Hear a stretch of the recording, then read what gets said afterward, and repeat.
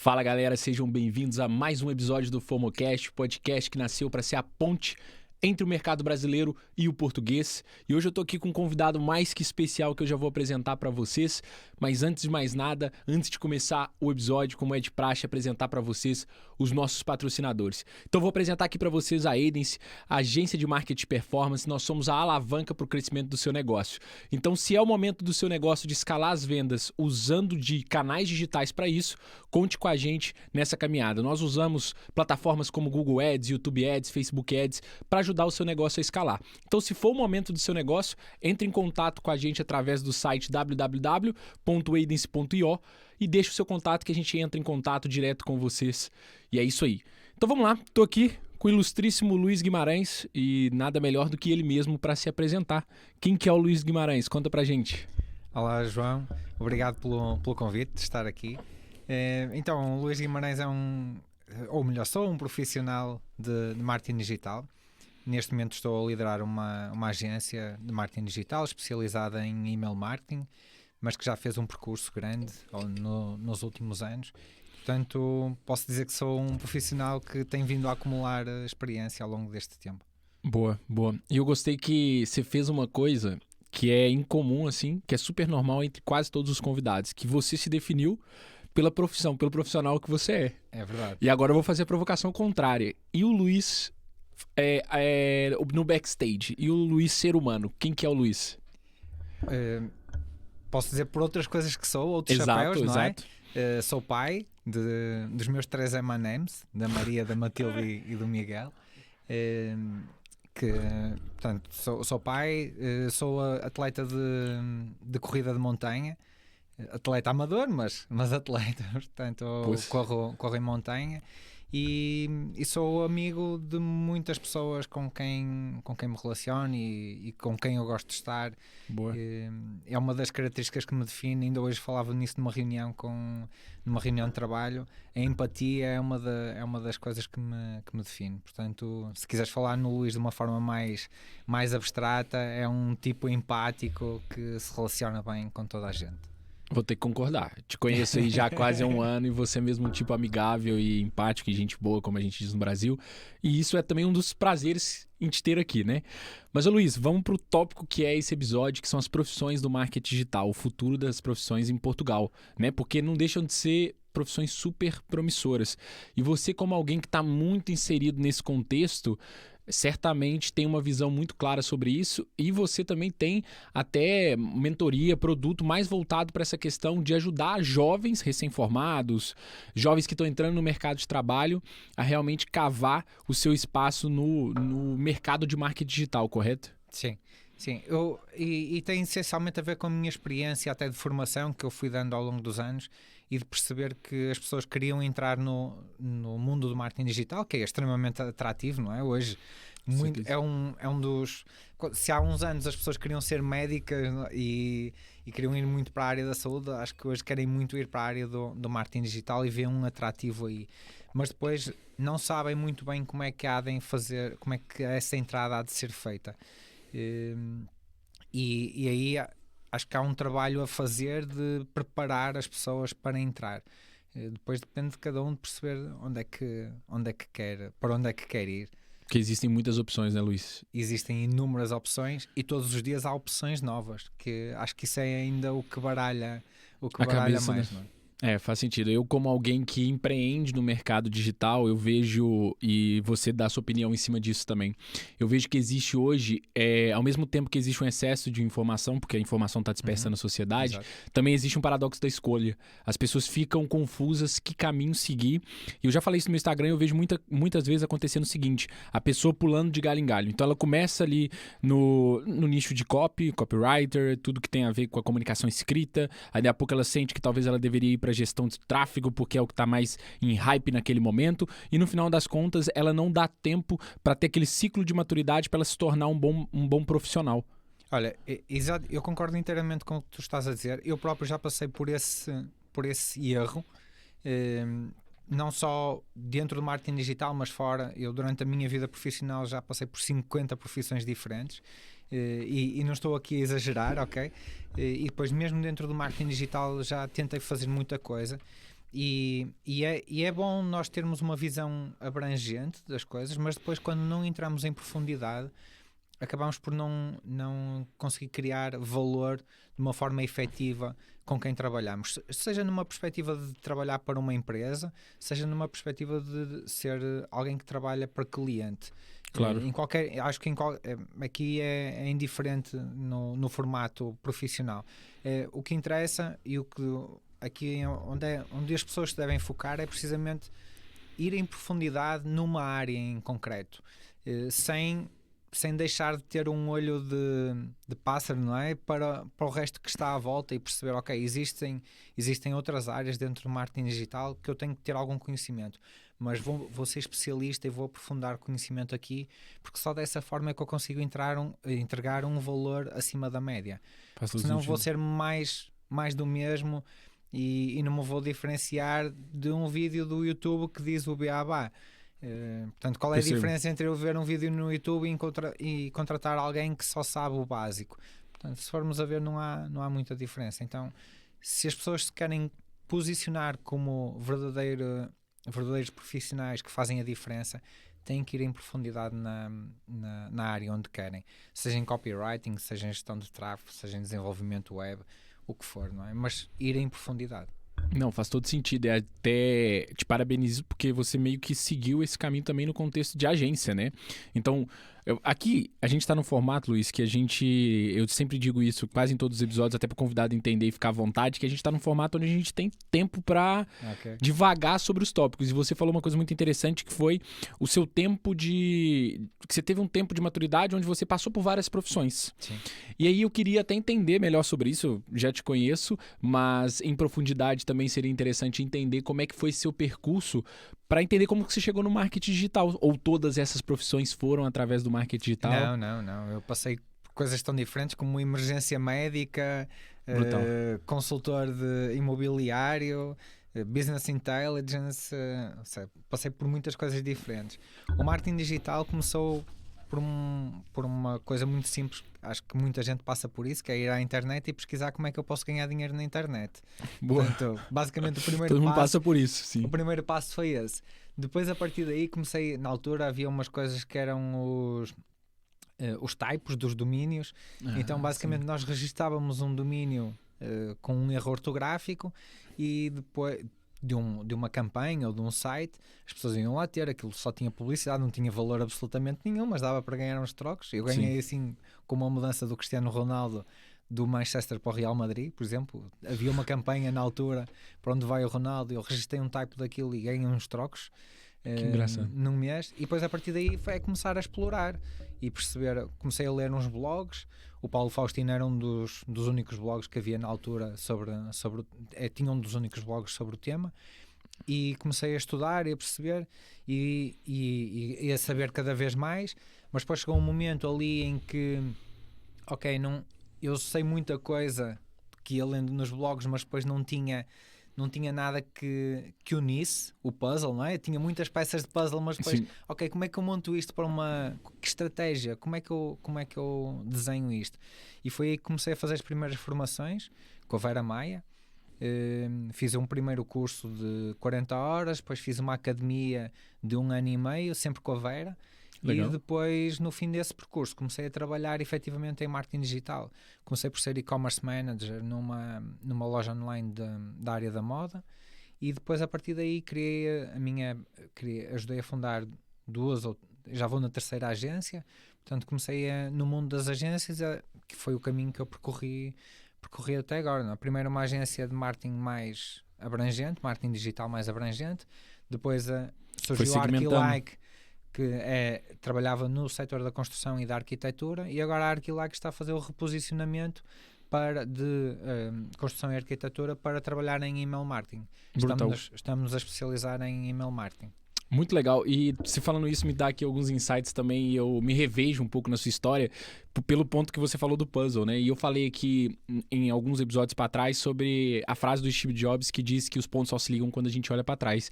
E eu tive várias experiências também, por mais que eu considere que eu tenha pouca idade, eu tive várias experiências. E tem uma delas que pouca gente sabe, que eu trabalhei numa loja de moda íntima feminina. E nessa loja eu aprendi a vender sutiã. Então você imagina um moleque de 17 anos vendendo sutiã para senhoras. Quando você aprende a fazer isso, você vende para qualquer um, cara. Se uma senhora com peito enorme, que você olha e fala, o seu é o 52B, e ela fica toda animada porque você acertou o tamanho dela, se você consegue criar rapport com esse tipo de prospecto, imagina com um tipo de prospecto onde você domina o assunto. Então é basicamente olhar para trás e ver como é que os pontos se ligaram, porque naquela época era só para fazer uma graninha a mais enquanto eu estava esperando para entrar na faculdade. E hoje em dia isso serviu até para como eu me posiciono frente a um cliente.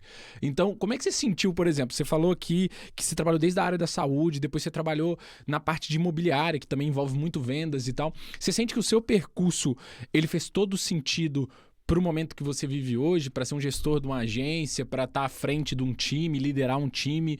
Você sente que teve momentos ali na sua vida que você teve tempo perdido? E por que dessa pergunta? Porque a gente também tem muita gente jovem que nos assiste, né, que quer empreender e que quer criar sua jornada empreendedora, mas fica com medo de dar com os burros na água, como a gente diz no Brasil, que é literalmente falhar e perder tempo, só que não enxerga que muitas vezes o perder tempo é parte da sua construção.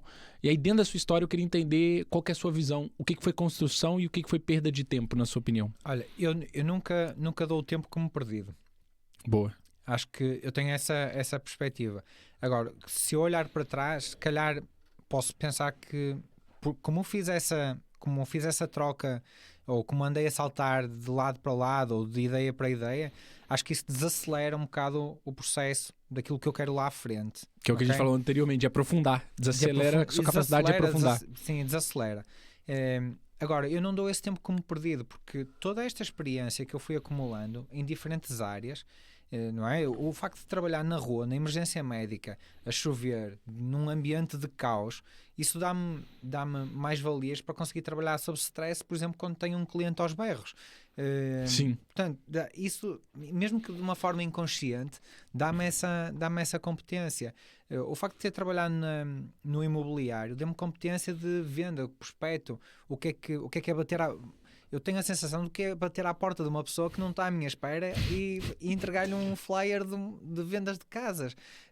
Portanto, isso é um acumular de experiências que depois, no dia, na função que fazemos no dia, depois, de uma forma inconsciente, vêm e ajudam-te. Portanto, eu nunca dou nenhuma experiência como perdida. Não é? Eu trabalhei um dia numa loja de roupa e essa experiência deu-me uma. Mas explica isso pra gente. Você trabalhou um dia e conseguiu ser demitido, ou você trabalhou um dia e desistiu? Não, desisti.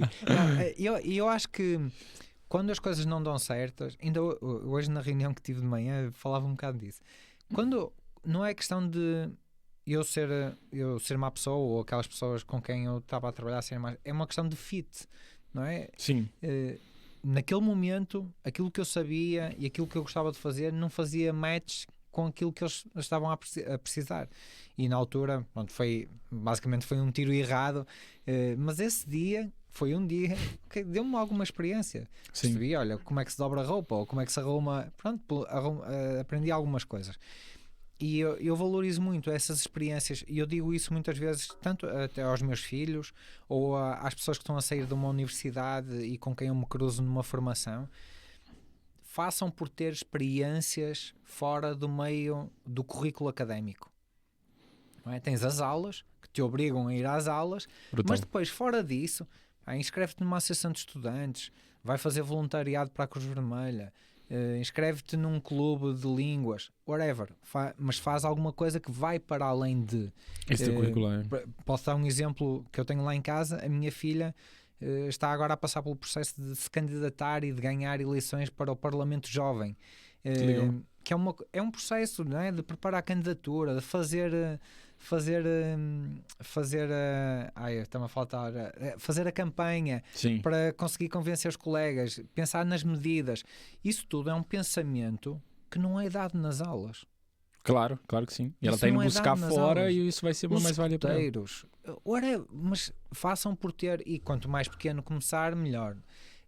Mas acho que estas experiências depois evitam, embora eu tenha tido também essas experiências, mas evitam que se acumulem depois no mundo profissional, de ir experimentar isto, experimentar aquilo, ou então quando entram no mundo profissional são muito mais valorizadas do que a nota que tinham no fim da universidade.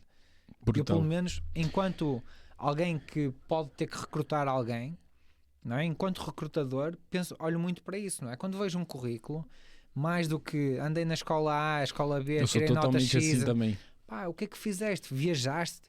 Tiraste 3 meses da tua vida para viajar? Eu tenho um amigo, um amigo que passou no Sales Masters agora, que fez isso, teve uns tempos a viajar.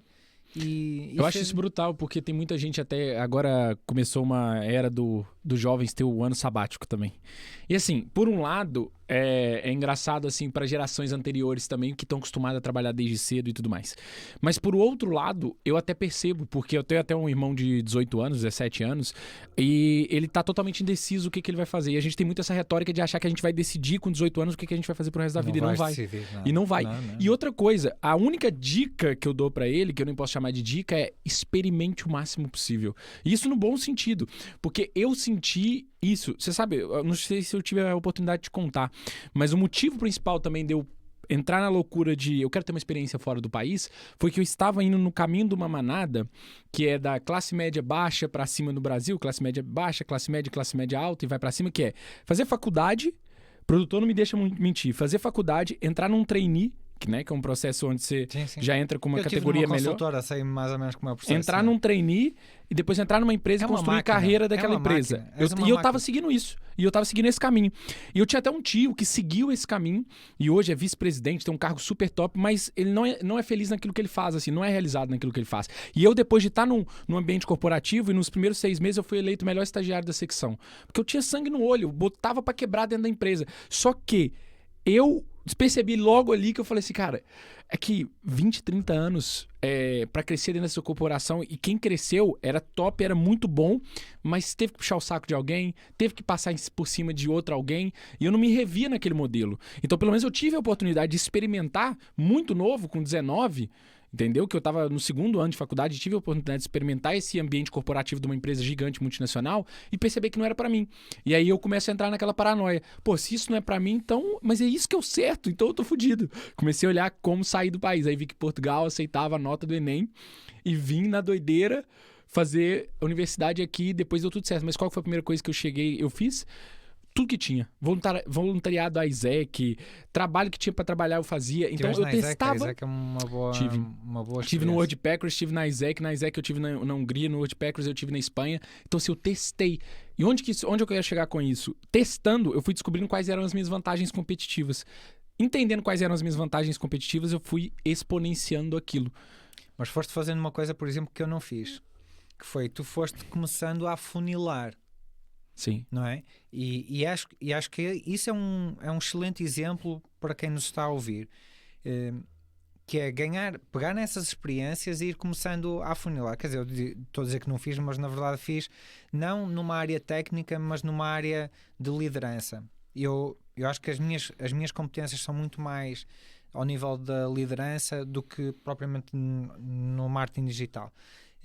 Por causa dessa experiência acumulada, não é? Todas as minhas experiências foram muito mais de falar, de vender, de liderar equipa, de gerir. Aliás, isso até começa na minha infância, não é? Tu sabes, eu sou o mais velho de 6 irmãos, portanto, a minha experiência começa aí. E depois toda a minha vida foi muito relacionada com isso. Por isso, todas as experiências profissionais também tiveram tendência a seguir esse rumo. E não é à toa que eu, embora tenha passado num curso da universidade que é virado para a programação, eu depois acabei por adotar sempre papéis muito mais de gestão e de liderança do que propriamente de estar no computador a bater código, não é? Como nós dizemos. Portanto, eu acho que faz muito sentido quando tu tens essas tais experiências, mas depois deves ter um período de reflexão após a experiência e dizer assim, ok, o que é que eu aproveito disto? Onde é que eu sou bom? Onde é que eu não sou tão bom e não quero fazer? Porque acho que as experiências também servem para isso, dizer, não, isto eu não gosto. Não gosto de fazer isto e não quero voltar a fazer isto. Por exemplo, programação é uma coisa que eu não quero voltar a fazer. Tem que ser meio doido para isso. E não tem mal nenhum. E eu é que não me vejo estar 8 horas num computador em frente a um monitor. Nem é questão da programação, é de estar em frente a um computador sozinho. Seja na programação, seja num Excel a preparar. E quando tenho que fazer isso durante um dia, já é um sacrifício. Portanto, gosto muito mais de sair e de estar a falar e de Relacionar com pessoas, conectar pessoas. Não, me revejo muito nisso, porque muitas vezes até no nosso grupo e pessoas que a gente conhece do network aqui, do marketing em Portugal, me veem muito como da performance. Só que performance para mim é só uma das ferramentas que a gente usa dentro da estrutura para performar bem. O meu foco é mesmo esse que você está falando, é liderança, é vendas, é pessoas. No momento empresarial, eu ainda tenho que fazer muita coisa operacional. Mas claro, o meu foco na escala é justamente chegar no momento em que o meu foco é só contratar pessoas muito melhor do que eu em cada coisa que elas fazem. Porque eu acho que é assim também que uma empresa escala, né? Isso é uma visão brutal. Só dessa forma é que tu escalas uma empresa que é tua, assim. É isso.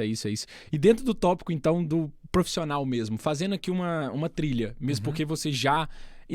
Olha como é que os pontos se ligam também. Você já passou por várias trilhas e vai saber com certeza estruturar essa linha de raciocínio que eu vou fazer essa provocação agora. Um jovem, na estrutura que Portugal é hoje, e eu vou te falar que eu tive a experiência de ser estudante nos 2 países. E o que eu vejo? E a educação portuguesa, as universidades portuguesas são brutais. O Brasil também tem várias universidades muito boas, mas Portugal é muito bem reconhecido na parte acadêmica. Só que uma coisa que, na minha opinião, na minha humilde opinião, o sistema português peca é impossibilitar que o jovem estude e trabalhe, na maioria delas. Eu sei que tem algumas que não, mas na maioria delas impossibilita que o jovem trabalhe. E aí depois o jovem forma no mestrado, que faz licenciatura, depois do mestrado, forma com 25 anos, a empresa pede experiência, o jovem não tem experiência, quer trabalhar, entra num paradoxo ali.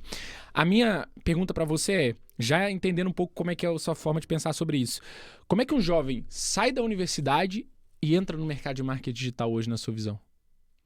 Olha, começando a acumular experiências durante a universidade. Acho que é mesmo a melhor forma. A universidade é extremamente importante para nós ganharmos algum tipo de competência como capacidade de pesquisa, perceber o que é um raciocínio, o que é a investigação mais profunda versus fazer uma pesquisa no Google. Portanto, ensina-nos a investigar a sério e a construir uma linha de pensamento, uma linha de raciocínio de uma forma muito estruturada. Eu acho que essencialmente a universidade dá-nos isso. Claro que nos dá depois know-how e claro que nos dá networking, que também é super importante, e em muitos casos dá-nos vida.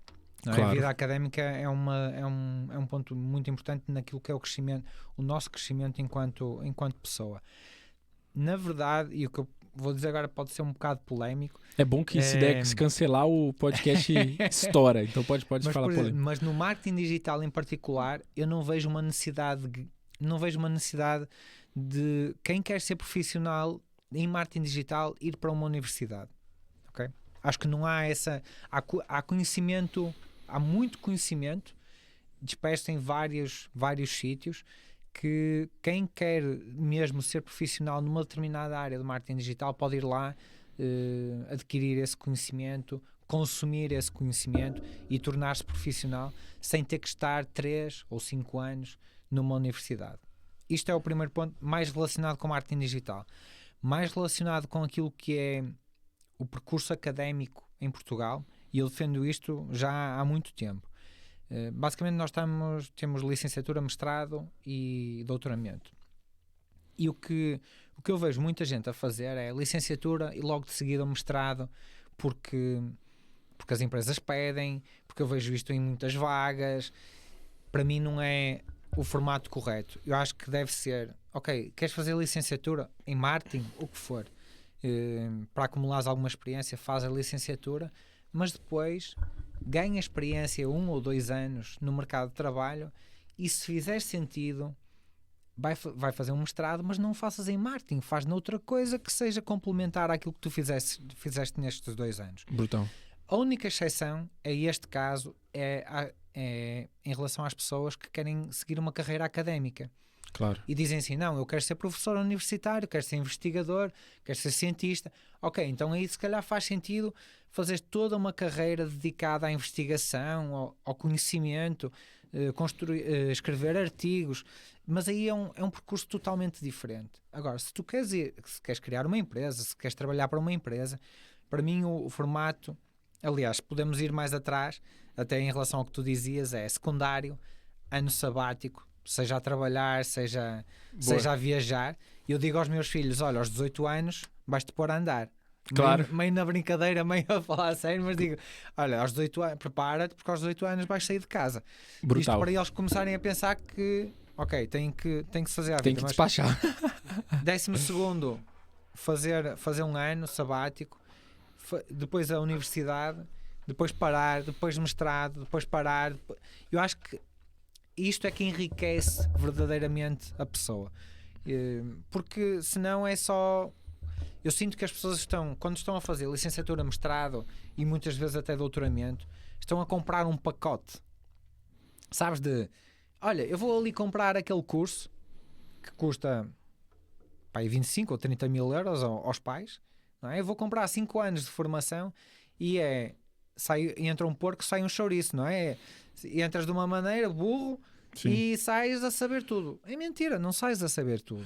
Sai pronto para o mercado, quando na verdade ela deveria estar bebendo do mercado antes. Tu pessoas a falar com empresas que recebem estagiários nas diferentes áreas, todas se queixam do mesmo. Eu já até sei o que é. Não estão preparados. E isto, a culpa não é das pessoas que saem. Se calhar nem é da universidade. É um misto. Tem que ser um... E tu vês que os que são bons mesmo, aqueles que fazem um extra mile na universidade, muitas vezes nem chegam ao fim do curso. Olha, na área da programação. Programação também é uma área que não necessariamente o programador é formado em alguma coisa para ser... Mas se fores às engenharias informáticas, os programadores, já acontecia isso quando eu fiz a licenciatura há nem sei quantos anos, há 15 ou 16 anos atrás, e continua a acontecer. No terceiro ou quarto ano, ou no segundo, os que são bons já têm as empresas a oferecer contratos. Claro que sim. Assim, eu percebo o que você disse, principalmente a finalização do raciocínio, mas eu perdi um pouco o fio da meada quando você falou 15, 16 anos que você fez a licenciatura. Você tem uma CUTS de 28 no máximo, cara. Como assim 15, 16 anos? Eu tenho certeza que o telespectador nesse momento está em choque, nem ouviu o resto. A primeira vez que entrei na universidade foi em 1998. Eras nascido já nessa altura, não? Eu ainda não tinha aprendido a andar, eu posso dizer isso pra você. Okay. Depois andei ali a navegar, entrei na Covilhã. Isso foi quando você já bebia na Covilhã, eu aprendendo a andar e você já no Caneco. Estive lá na Covilhã, depois fui para Barcelos para a contabilidade e depois entrei em informática de gestão e depois como eu trabalhei e estudei, aliás casei durante o curso. É sério? Portanto trabalhava, casei e só depois é que acabei o curso em 2007, portanto eu terminei a licenciatura em 2007, mas sempre trabalhei, eu trabalho desde os 16 anos. E depois, a partir daí, é que comecei este percurso mais formal, se quiseres. Sim. Mas sim, eu terminei em 2007, portanto, estamos em 23, foi há 16 anos atrás. Pronto, então agora a gente já aceita. E fazendo, eu gosto de fazer tipo um disclaimer aqui, uma tradução, porque malta que tá no Brasil e não conhece muito ainda da realidade portuguesa, às vezes fica meio confuso. Então, gente, basicamente aqui tem uma coisa chamada Acordo de Bolonha, né? Que faz com que seja necessário licenciatura e depois mestrado nesse formato, não é? Sim, embora eu tenha feito a licenciatura antiga, a minha licenciatura como é no Brasil, 5 anos. A minha licenciatura aqui é dividido, gente. 3 anos é a parte que a gente chama aí de graduação. E o mestrado, é porque no Brasil, o mestrado é como se fosse uma coisa já para te direcionar para o acadêmico. Uma coisa que te dá mais graduação, mas ainda para o mercado profissional, seria pós-graduação. Okay. Certo, produtor? É algo assim, né? Então, é um pouco diferente nesse sentido. Mas a vantagem é essa questão de ser, a maior parte das faculdades, ser possível você, por exemplo, ter o mesmo curso no turno da noite para poder trabalhar durante o dia. E é isso que eu senti falta quando eu vim para Portugal. Eu acho que isso está a mudar em Portugal, mas não por necessidade do mercado, mas sim porque as universidades precisam de financiamento, então precisam de mais alunos à noite e querem rentabilizar, então abrem os cursos à noite. Eu acho que eu não estou dentro do sistema educacional, educativo, portanto não faço ideia mas isto é a minha percepção de fora, que as universidades têm esta necessidade de financiamento, os alunos são os clientes, portanto vivem das propinas dos alunos. Sim. E como têm espaço vago à noite, portanto abrem cursos à noite para aproveitar. Isso. Faz sentido. Eu vejo que acontece mais dessa forma e depois vê onde é que há oportunidades, não é? Naqueles que são mais procurados são os cursos que abrem à noite. basicamente. Acho que Não, faz sentido. Eu acho que vai ser até um amadurecimento do próprio mercado, ter a oportunidade do jovem ganhar experiência para depois trabalhar. E ainda dentro desse tópico, eu também enquanto quem contrata no mercado digital, no mercado de marketing digital, aqui para agência e tudo mais, o que eu valorizo coisas muito parecidas com o que você levantou aqui, que é a consoante prática. Então vamos mudar o exemplo da função gestor de tráfego. Não é porque a pessoa fez a graduação de marketing, pós-graduação no IPAM, na Nova de Lisboa, o que é que seja, em marketing digital, e a outra aprendeu com o Roberto Cortes, com Pedro Sobral, com Luciano Larros, e aplicou, tem experiência, testou na vendia da tia, testou na lojinha de roupa da prima, teve um cliente ou outro e quer efetivamente crescer, eu posso ser cancelado por isso que eu estou dizendo, mas eu vejo mais valor muitas vezes nesse cara que está skin the game, aprendendo com profissionais que ensinam na prática, e principalmente esses gurus do marketing aqui, aqueles que vão para o LinkedIn escrever textão e que não gostam muito de quem já ensina na prática, principalmente esses viram os olhos com uma afirmação dessa. Mas na minha percepção, do que eu vejo dos profissionais, é o que tem acontecido muito. E aí eu passo por uma terceira pergunta aí para você, é quase um interrogatório, mas eu acho que vai ser de muito valor para quem está nessa jornada, que é, por exemplo, o profissional que vem de fora, porque aqui eu faço também esse papel de ponte, né? O FOMOcast nasceu para isso. Então, por exemplo, eu vim de fora de Portugal, aprendi sobre o mercado daqui, me formei academicamente aqui, me formei em certas nuances práticas do mercado com o Paulo, também já fiz um curso com a Vera, vou trazer eles aqui também. A Vera já tá marcada, o Paulo ainda tem que chatear o careca lá. Mas para dizer o quê? Precisa da agenda.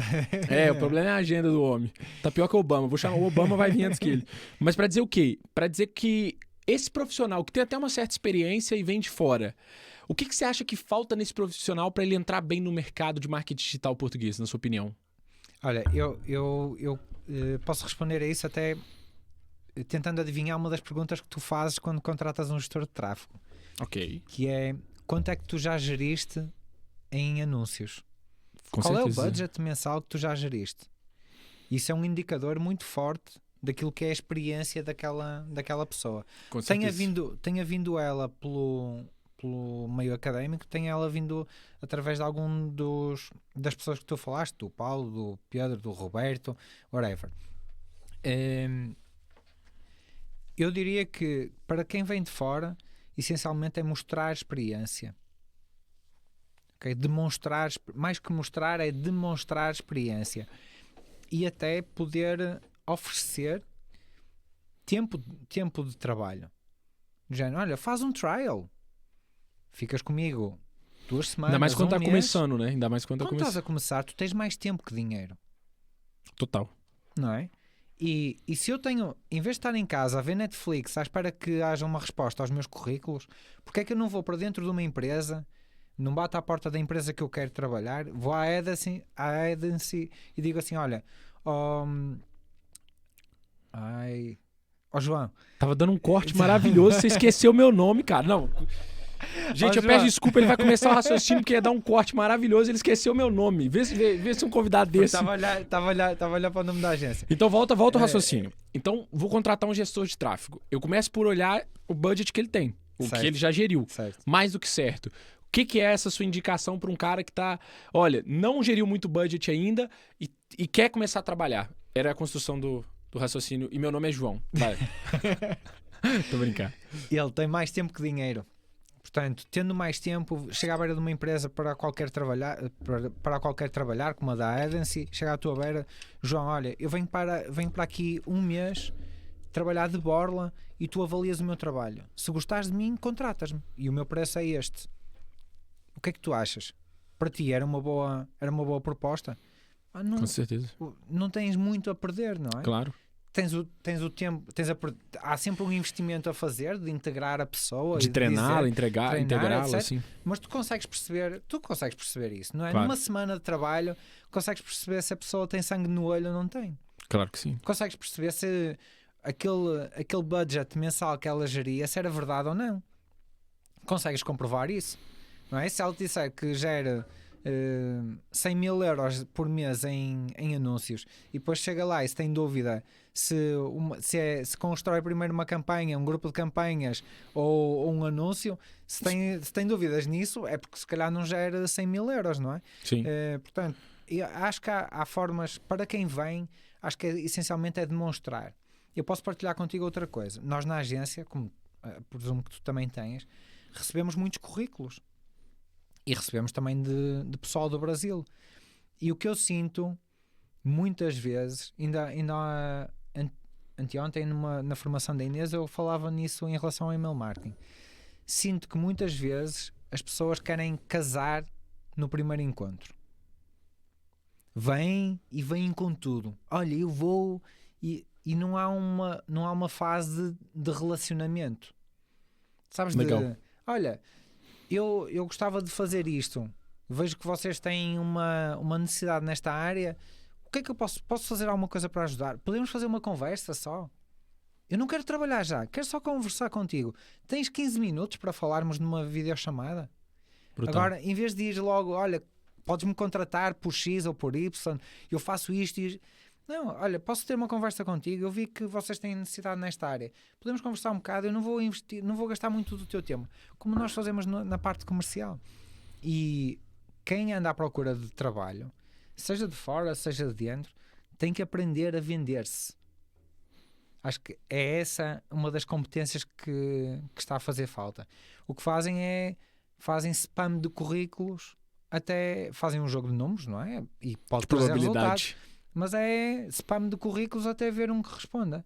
Mas Agora, esse vender-se que você falou, desculpa te interromper, porque é brutal. Esse vender-se que você falou, eu acho que a principal dificuldade de quem tá de fora é justamente adaptar o vender-se. Porque o vender-se no Brasil é diferente de vender-se aqui. E eu descobri isso depois de mandar, quando eu abri a agência, eu mandei 1000 e-mails. Até o Google me mandou perguntando se por acaso eu era um scam. Entendeu? De tanto e-mail que eu mandava. Até eu entender que o meu framework de venda, que o meu script de venda estava totalmente equivocado em relação ao mercado português. porque se calhar estava centrado em ti. Tava centrado em mim, tava de forma exagerada a abordagem, porque é normal no Brasil, a gente é extremamente caloroso na abordagem, extremamente otimista, extremamente não sei o quê. E isso desconecta logo. Com o europeu em geral, não é só com o português não, porque eu tive a oportunidade de trabalhar numa empresa que trabalhava em vários mercados na Europa e eu entendi isso. Então, mais vale você ser pragmático e mandar uma coisa a nível de entender qual que é o primeiro passo para mostrar o seu valor, para depois ir em doses homeopáticas e mostrando o seu valor a ponto daquela pessoa perceber o seu valor, do que você chegar com tudo, como é o nosso costume no Brasil. Então, eu acho que, concordo com você, os profissionais do marketing ou de qualquer área têm que aprender a vender-se, mas mais do que isso, tem que adaptar a venda para o país que ele... Porque aqui eu estou falando no contexto como alguém que é de fora, você está falando de dentro para dentro, então é totalmente normal que você fale no contexto da venda, mas como você disse, você também está acostumado a receber currículo de pessoal de fora. Sim. Aliás, eu até no WhatsApp tenho pessoal, porque o meu contacto acaba por estar disponível, e volta e meia, tenho um pessoal do Brasil que me manda WhatsApps perguntar, olha, não tens um site para desenvolver? Eu não te conheço de lado nenhum, como é que eu te vou dar um site para desenvolver? Não é? É um bocado... Porquê é que me estás a mandar um WhatsApp? Não te conheço de lado nenhum, nem... É quase, olha, vamos casar e eu ainda nem te dei um beijo, não é? É um bocado... Brutal, eu revejo muito isso. E na área de marketing digital deviam saber que há o conceito de microconversão. Claro que sim. Não é? Se tu queres chegar à venda, tens que ir trabalhando de microconversão em microconversão, não é? Então dás um passo, olha, marca, conhece a pessoa, vai ao LinkedIn e adiciona a pessoa, manda-lhe um link que pode ser interessante para ela. Vai construindo, vai ao LinkedIn, faz uma abordagem mais soft. Se é mesmo aquilo que tu queres, vai construindo um relacionamento com a pessoa. Agora, não é chegar lá e dizer, olha, no primeiro encontro és muito giro e agora casa comigo. Não faz sentido. Cara, isso me dá um orgulho do caramba de ter esse formato aqui e tá produzindo esse tipo de conteúdo. Porque eu imagino o João, de alguns anos atrás, ouvindo isso e economizando tempo, dinheiro, paciência e tudo. Porque, porra, é mesmo. Eu tô pedindo em casamento e podia estar falando, te achei bonitinho, vamos sair. Entendeu? Porque, no caso, bonitinho porque é você, tá? Obrigado, eu João, sou obrigado. Heterossexual e a minha namorada confirma. Mas sim, você entende o que eu quero dizer? Então, assim, às vezes são pequenas coisas que é um toquezinho, uma lapidada no caminho da pessoa e faz ela economizar muito tempo. E isso que você trouxe é de muito valor, porque realmente eu vejo muitas pessoas repetindo esse erro. Eu já fui essa pessoa. Brutal. Luiz, Brutal. E aí agora, indo pro próximo tópico, então, da nossa conversa, que já tá aqui... Só esse momento aqui já foi uma aula, Eu nem vou soltar o podcast. Eu vou empacotar como masterclass e vou vender. Vou vender. Mas indo agora para esse âmbito mesmo, depois a pessoa começou a trabalhar. Agora ela já está no marketing digital e ela está começando a ganhar a primeira experiência. E eu vou falar como quem contrata, né? Na pele de quem contrata. O que eu vejo acontecendo? Eu vejo as pessoas de forma muito imatura ainda dentro do que é a experiência real dela de trabalho, fazendo aqui, sabe o que você falou dos 100 mil euros? Já geri 100 mil euros e tal. O ponto que eu quero chegar é floreando muito, colocando muito, igual hoje eu vejo muito perfil assim, estrategista e gestor, Bullshit. Estrategista e lançador. Cara, estrategista do quê? Entende o que eu quero dizer? Porque assim, eu acho que as pessoas subestimam a complexidade que tem em diversas áreas dentro do que é o digital. Então, deu o exemplo do lançamento. A pessoa, para ela se considerar estrategista de lançamento, cara, na minha opinião, ela tem que já ter feito muito lançamento, ela tem que estar alguns anos nesse nicho e ela tem que realmente saber o que ela tá falando. E no meu Instagram, no meu direct, o seu é no WhatsApp, mas eu não ponho o WhatsApp todo lado, então eu não passo por isso. Mas no meu Instagram já aconteceu muitas vezes de me abordarem, tipo, nessa consoante de trabalhar em conjunto e tal, muito estrategista, que vai saber se era estrategista mesmo. E a minha pergunta é justamente sobre isso. Como é que você vê esse mundo do marketing, do profissional do marketing, onde está cheio de sênior, estrategista, sabe? As pessoas que se nomeiam especialistas, mas até que ponto elas são especialistas mesmo? Olha, ou fez ou não fez. E isso é muito fácil de detectar. É muito fácil mesmo. E não é à toa que os processos de entrevista que correm agora basicamente passam por três pessoas diferentes, não é? Dependendo da dimensão da empresa. Mas tens a pessoa que recruta e que faz um match em relação às condições que tu queres, se o ordenado é aquele, se estás disposto a trabalhar remoto ou híbrido ou presencial. Portanto, segura ali que tens a experiência, que está no teu currículo, bate com o que tu estás a dizer, etc. Mas depois passas para uma fase da seleção em que é técnica e que vais falar normalmente com a pessoa a quem vais reportar. Claro. E se tu te nomeias sénior e vais falar com alguém que realmente é sénior e que já passou por não sei quantos lançamentos, e a pessoa faz-te 2 ou 3 perguntas e rapidamente consegue perceber. Mas isso é claríssimo, mas eu falo no consoante por exemplo, do cliente final, porque a gente fala de muitos profissionais do marketing que muitas vezes são profissionais autônomos.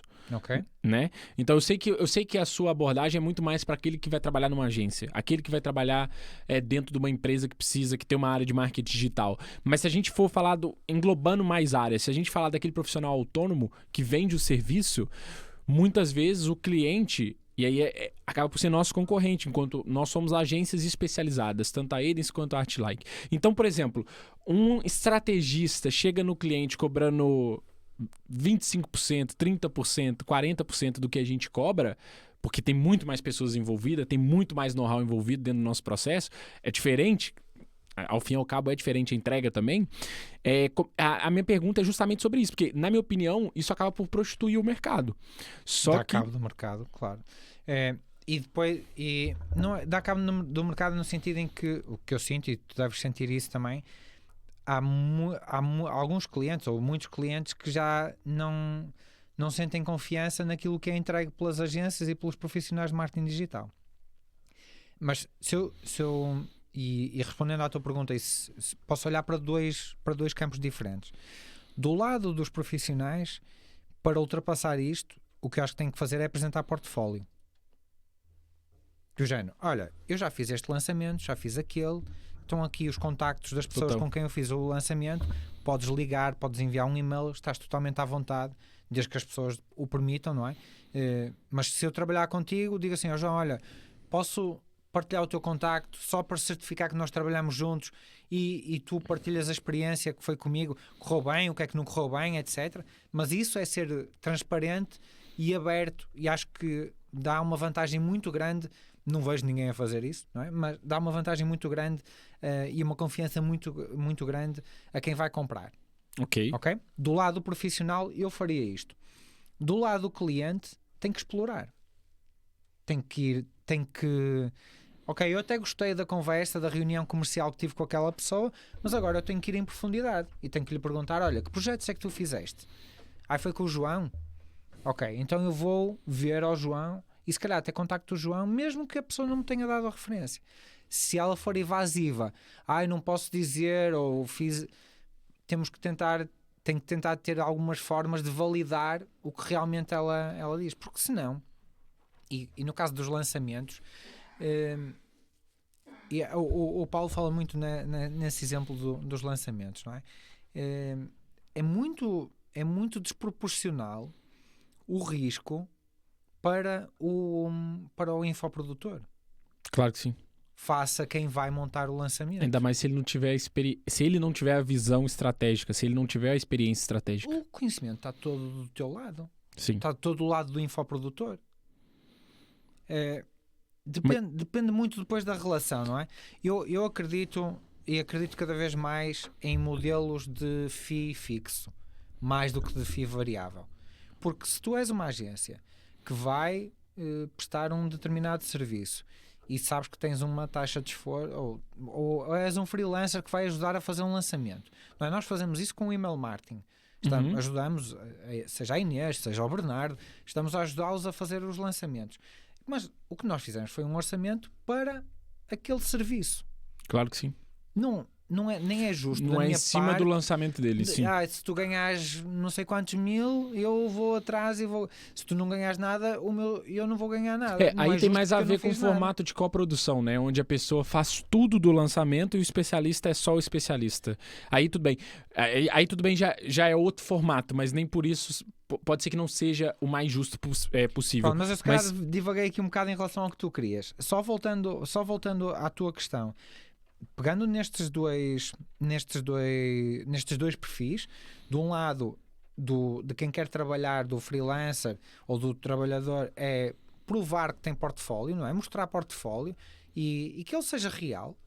Do outro lado, do cliente ou de quem vai contratar, é investigar e saber mais sobre aquela pessoa. Se não conseguir, assim que separa o joio do trigo. Se calhar é melhor rever. Como dizia, acho que foi o Luís que disse isso, não é? Na primeira aula, tu estavas na aula do Luís, por defeito é não. Sim. Não é? Por defeito é não. E ok, dá-me algum tempo para investigar e se calhar, ok, pode ser um sim depois. E sabe... mas por defeito é não. Não, mas faz sentido. E sabe o que eu acho que é o futuro? Nem vou consertar isso.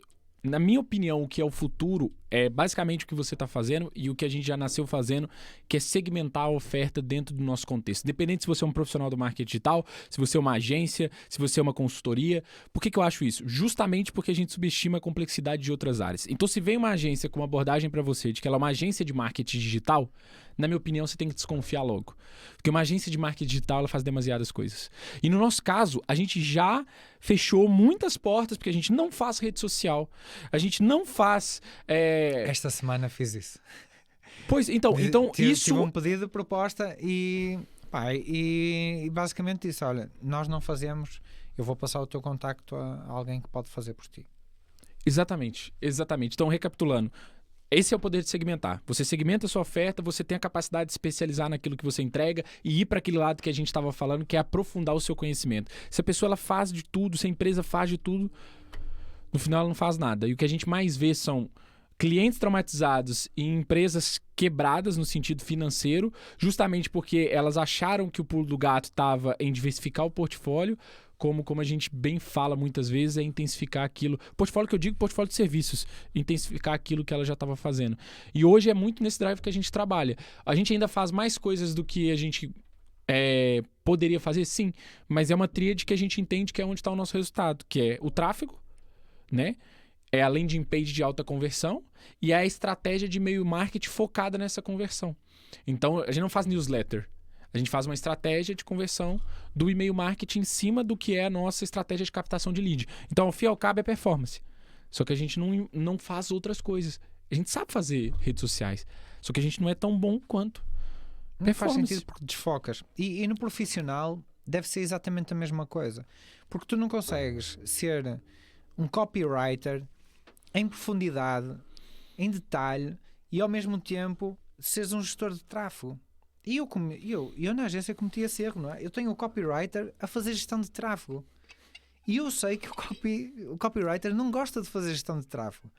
Então porquê é que eu estou a vender o serviço de gestão de tráfego? Não faz sentido. Então deixo de vender o serviço de gestão de tráfego. Faz sentido. E passo isso para uma agência que sabe fazer. Exato. E é aí que nasce possíveis parcerias de sucesso. Por exemplo, a gente, a Artlike, pode trabalhar no sentido de, olha, você precisa de newsletter, você precisa de uma estratégia de e-mail marketing mais robusta. Essa é a empresa que eu te indico. Você precisa de gestão de tráfego? Essa é a empresa que eu te indico. E ao fim e ao cabo, todo mundo cresce. A gente ganha, vocês ganham, o cliente ganha. Agora, quem tenta fazer de tudo é o que a gente estava falando. Realmente fica muito mais difícil. E me diz uma coisa aqui, por curiosidade. Eu vi já nos seus stories e tudo mais, a malta que você trabalha é bem jovem, né? A sua equipe. A minha equipa, sim. Qual que é a lógica por trás? Você gosta de treinar pessoas? Você gosta... Olha, como é que é? A lógica por trás da equipa... Por acaso, hoje faz anos a pessoa mais velha da equipa, que tem 46 anos. Faz hoje 46 anos. Mas não parece, não é? Peraí. Hoje é seu aniversário? Não é. Obrigado, João. Também não falta muito, mas nem para o aniversário nem para os 46. Tá bem. Mas não, não é 46 eu eu. acho que não. Acho que você tá com 38. Era bom. Era bom? Era. Tá bem. A gente ainda vai acertar a sua idade até o final do episódio. Mas pode dizer. Mas a lógica foi muito de agarrar. Nós tivemos ao longo da história muitos estágios. Okay. Uns curriculares, outros profissionais, e fomos ficando com aquelas pessoas que acrescentavam valor. Lá está, as pessoas que tinham sangue no olho, que acrescentavam valor e que eram uma mais-valia naquele timing para a organização.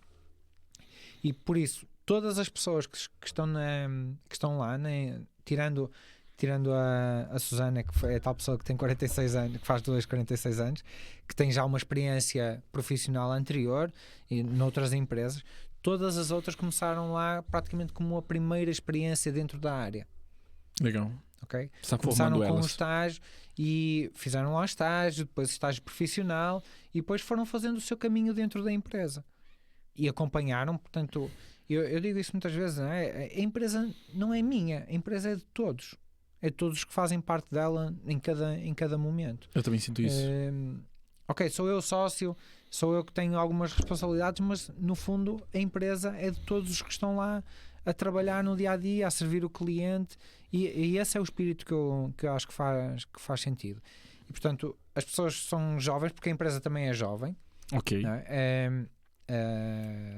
A Artlike tem 5 anos e meio, mas antes da Artlike havia a Montes, Okay. e a Montes já tem 6, 7 anos, portanto a Célia, que é a pessoa que está há mais tempo na equipa, vai fazer 7 anos, acho eu, portanto tem 6 anos e meio, se não me estou a enganar agora. Boa.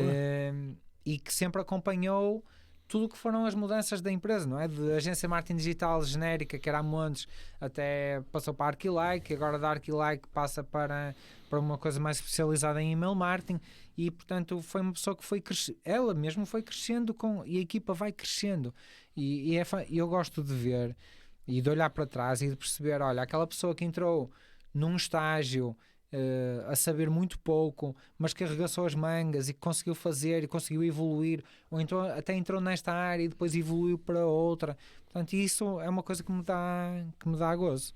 Muito legal. E o que você vê como... Eu ainda vou chegar na pergunta do que você vê como futuro do profissional do marketing digital. Mas antes dessa pergunta, o que você vê como futuro da sua agência, da Artlike mesmo? Olha, a nossa visão é ser a referência em Portugal para email marketing. Ok. Essa é a nossa visão. Nós ainda, neste momento, estamos num processo muito, muito embrionário, porque estamos a fazer este reposicionamento neste momento. Ok.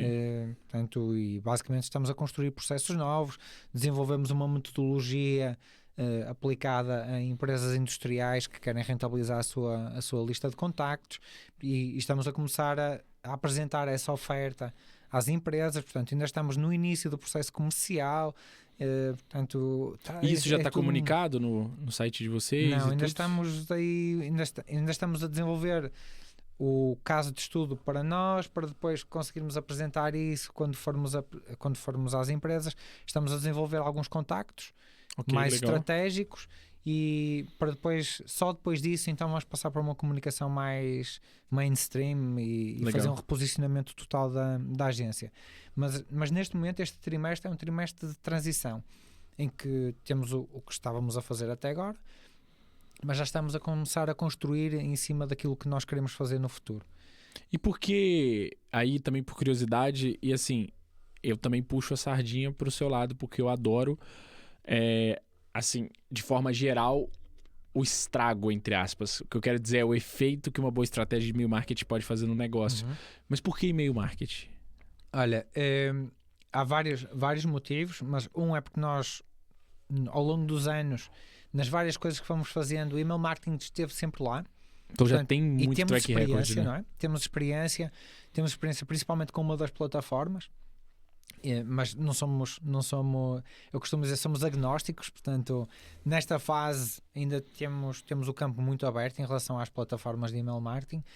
Portanto, dependendo do cliente, se tiver uma plataforma A ou plataforma B, nós vamos Vocês estão aptos adaptar, a usar em diferentes formatos. Claro que a nossa experiência vai dizendo, olha, faz mais sentido esta, faz mais sentido aquela, dependendo da necessidade do cliente, naturalmente.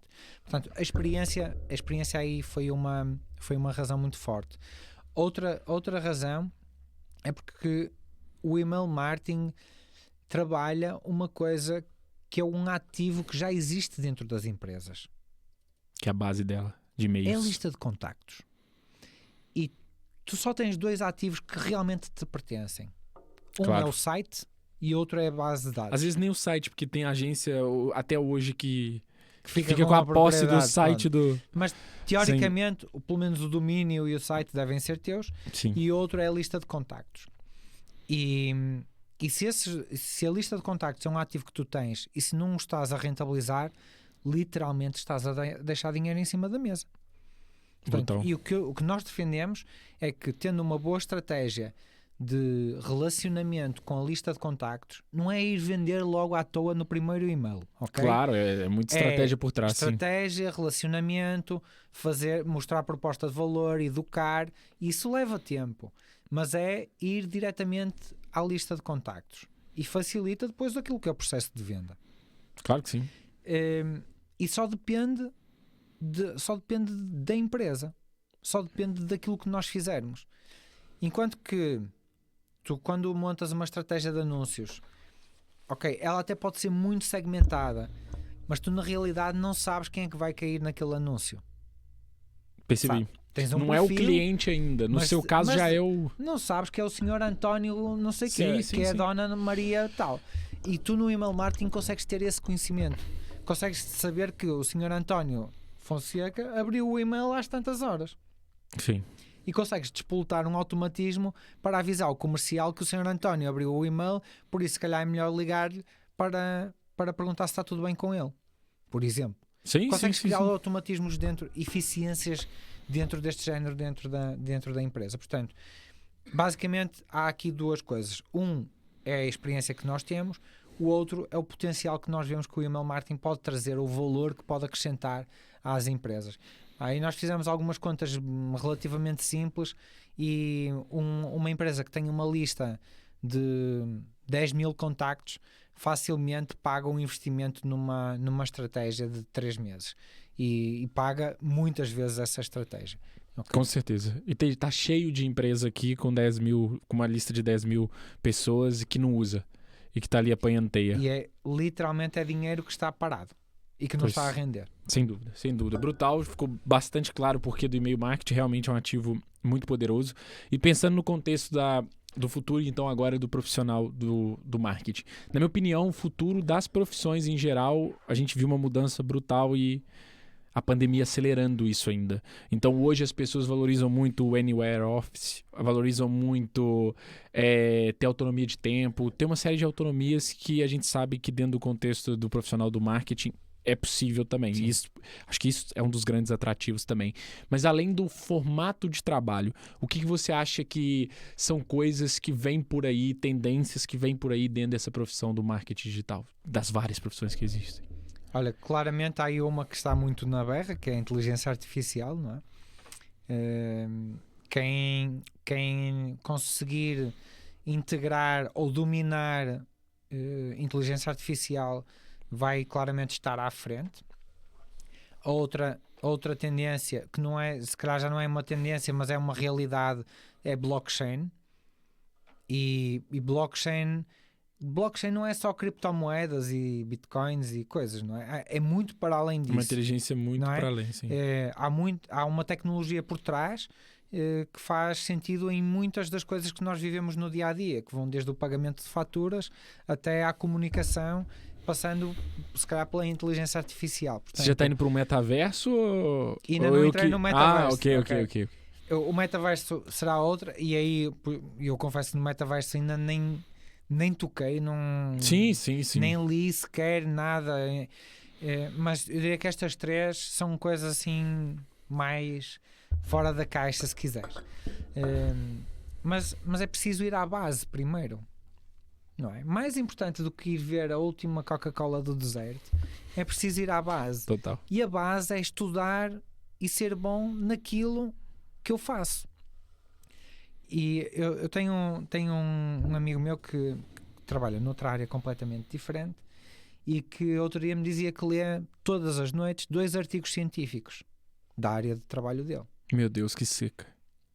E tu dizes que seca, mas aquela pessoa é das pessoas mais procuradas na área de trabalho dela. Brutal.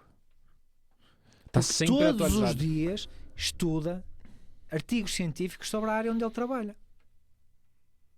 E tu dizes assim, ok, se calhar faz sentido eu estudar 2 artigos científicos sobre gestão de tráfego todos os dias? Acho que nem poderia ir por aí, por artigos científicos, porque é uma área que não necessariamente tem artigos publicados a nível acadêmico, mas sim, entendo. Mas tentar perceber onde é que estão as melhores fontes de informação. Não, mas isso eu faço. Todo dia de manhã eu estudo, mas é informal o tipo de estudo meu. Mas tu és a norma, João. Não, eu entendi. Tu não és a norma. Entendi não o que é por isso é que tu estás onde estás. Amém. E é isso que eu quero dizer.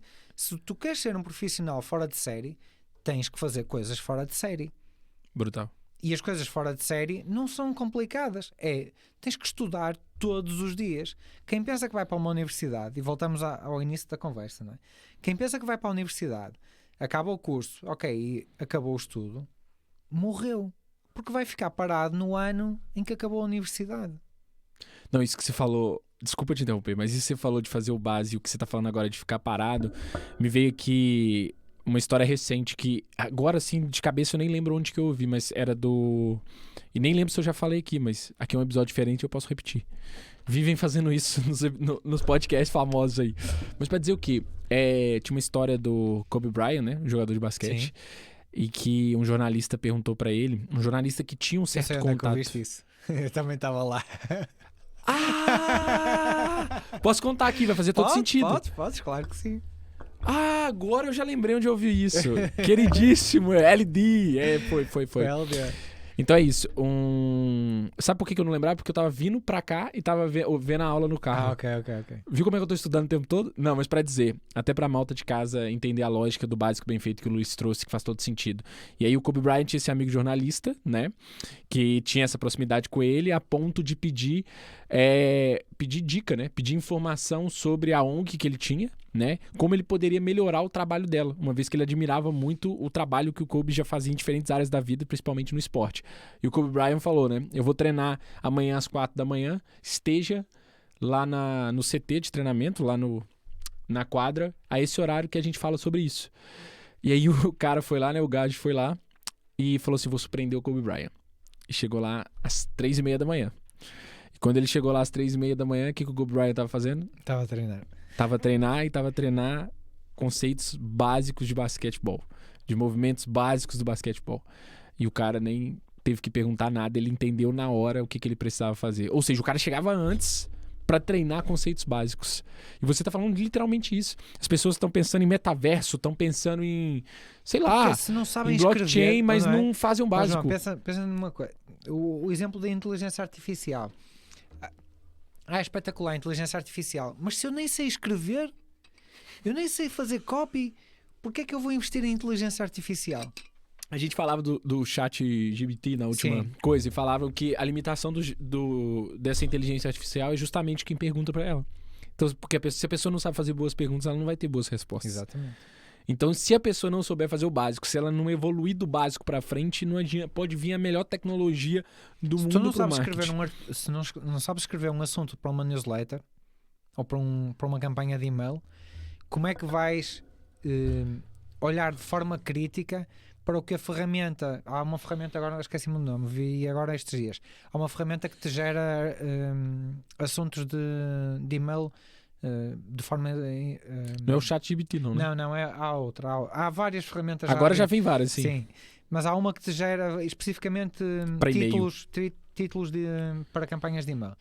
Se tu não sabes escrever um título de e-mail, como é que tu vais avaliar o que a ferramenta te vai dar? Basicamente vais aceitar tudo o que a ferramenta te der, bom ou mau. É porque não importa quão boa ela fosse, É quase se como o profissional for... como o Google Exato. Translate, não é? Se tu não souberes bem A língua, o Tu básico da língua e quando colocar... pedes uma tradução para o português do Brasil, tu consegues dizer, o Google Translate fez a asneira outra vez, não é? Isto não é bem assim que se diz. Agora, se tu pedires uma tradução para russo, tu vais aceitar porque tu não sabes russo, não é? Vou admitir que o Google Translate está correto. Mas nem é E preciso aí ele te pregou uma peça ali e você está ou compartilhando. quando tu traduzes para inglês, não é? Há muito a tradução, há muito esta expressão, não é? Olha, isto está traduzido no Google Translate. Sim. Não é? Porque tu vês artigos que claramente foram ao Google Translate e não passaram por ninguém. Exatamente. Opa, e o Google Translate faz um bom trabalho, mas não é o suficiente para escrever um artigo. Claro. E se calhar a inteligência artificial está muito nesse ponto. Não é? Sim. Tu vais ler os poemas que eles escrevem e tu pensas, ok, que É engraçado, É engraçado. A inteligência, mas pô, ainda mas não... depois, se quiseres ir em profundidade, não, ok, isto pode dar umas luzes e pode ser engraçado em algumas coisas, mas depois tem que ter ali um plus de, ok, o que é que alguém especialista nisto pode trazer mais? E há sempre alguma coisa que se pode trazer. Mas é fazer o básico bem feito. E no básico bem feito, um dos pilares é o estudo. Total. E é muito interessante isso que você está trazendo, porque a gente traz inteligência artificial, a gente traz o software XPTO, o que é que seja, mas ao fim e ao cabo sempre elimina certas profissões e cria-se novas profissões. Sim. E essas novas profissões demandam de profissionais ainda melhores. E o que eu acho que a malta ainda não entende, que o pessoal não entende, é que esse ainda melhor não tem necessariamente a ver com fazer nada assim super disruptivo, mas saber fazer o que tem que ser feito de forma consistente e elaborada, né? Mais vale fazer 1000 vezes uma coisa do que uma coisa 1000 vezes, não é? Isso é um... Sim. Eu já falei aqui sobre o chute do Bruce Lee. Você já viu esse conto dele? Eu falei assim, eu não temo um homem que treinou 10 mil chutes diferentes. Eu temo aquele que treinou o mesmo chute 10 mil vezes. E é basicamente o que você trouxe agora. Sim. Brutal. Luiz, sem palavras, eu acho que a gente chega aqui, a gente tem mais ou menos 1h15, 1h30 de episódio, que a gente vai chegando aqui. E, cara, foi muito valor. Eu espero que quem tem acompanhado esse episódio e sonha ou realmente tem como objetivo, já está concretizando se tornar um profissional do marketing digital, principalmente em Portugal, que tenha trazido alguma luz. E que eu sei que com certeza trouxe. E eu costumo terminar o episódio fazendo uma provocação da pessoa deixar uma frase, uma indicação de livro, qualquer coisa que faça sentido dentro do contexto do que foi a conversa.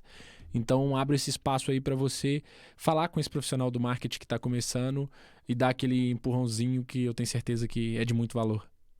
Olha, por acaso o livro que eu tenho na cabeça e é o que me tem acompanhado nos últimos tempos, não é tanto para quem está a começar a carreira, mas para quem tem uma visão empreendedora, e que pode ser o caso, e que é o Traction. Esse livro, nas últimas 6 a 8 semanas, mudou completamente a minha visão do negócio, a minha Como é que visão. chama? Tração. De tração. O produtor, você acha que a gente consegue achar? Vamos ver se a gente mostra aqui na tela para a malta. E esse livro é esse, né? é este aqui, do Gino Wickman. Sim, esse aí. Brutal. O livro, aliás, muitas das coisas que nós estamos a falar no Get a Grip on Your Business by... Ok. E o livro é um manual. É um manual autêntico de como tu deves gerir um negócio, pensar num negócio, numa estrutura. Brutal. E é impecável. Aconselho mesmo quem não quer montar um negócio, acho que deve pensar em ler, porque o livro é fora de série mesmo. Legal, muito top. E qual que são as suas redes sociais aí pro pessoal poder te seguir também? A gente aproveitando que a gente tá com a tela aberta, né, doutor? Olha, no Instagram é luisguimarães.pt. Está aí. Boa. No Facebook é Luguima, mas eu estou sempre muito mais presente no Instagram e no LinkedIn. Basicamente Muito legal. estão nesses dois com mais presença, que é o site da Arquilike, da agência. Então, pro pessoal aí que tem empresa, né, e que quer montar uma boa estratégia de e-mail marketing, com a Artilike aí, vocês estão vendo agora a página deles e também seguir o Luiz lá no Instagram, né? E qualquer questão que tenham, estejam à vontade para me mandar um direct no Instagram ou adicionar no LinkedIn. Brutal. E naquilo que eu puder ajudar. Muito obrigado, Luiz. Obrigado Foi pelo muito convite, valor João. e tamo junto sempre. É isso aí. Obrigado. Então é isso aí, pessoal. Tivemos aqui um episódio brutal para os profissionais que estão começando no marketing digital. E como eu sempre digo aqui em todo episódio, é só o começo.